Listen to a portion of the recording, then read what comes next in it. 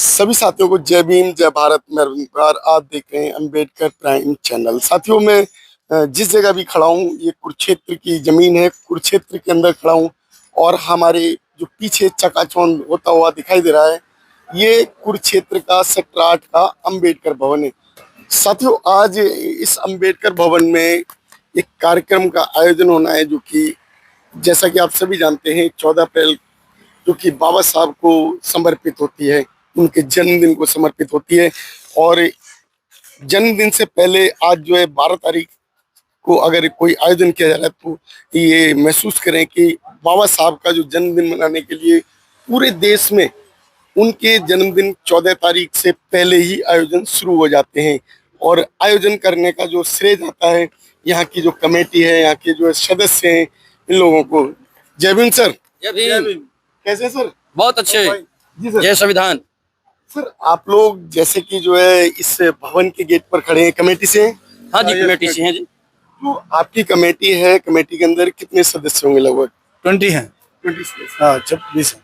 तो सभी सदस्य रिटायर्ड हैं, जॉब में हैं, क्या है? सभी प्रकार, ज्यादातर रिटायर्ड है। मैक्सिमम रिटायर्ड है।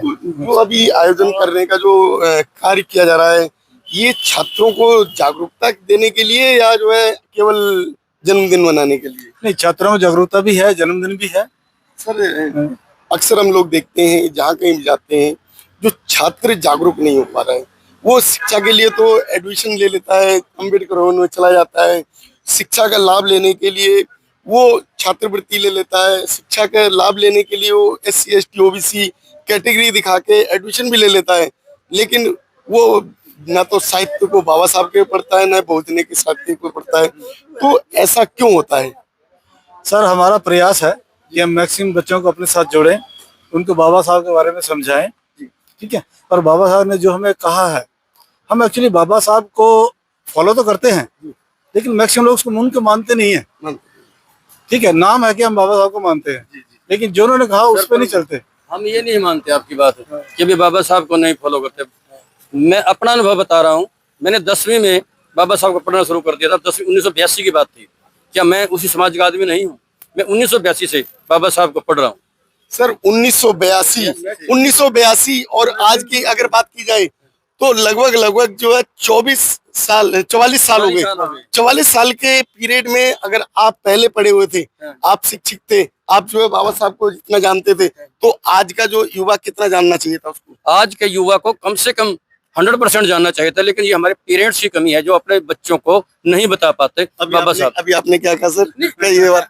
ये नहीं, यानी कि सभी नहीं, बहुत इंडिविजुअल, बहुत लोग जानने लगे हैं। अब बाबा साहब एक ऐसी शख्सियत बन गई हैं, आप चाहे किसी भी नेता के प्रति कुछ दो शब्द गलत भी बोल दोगे, कोई फर्क नहीं पड़ेगा।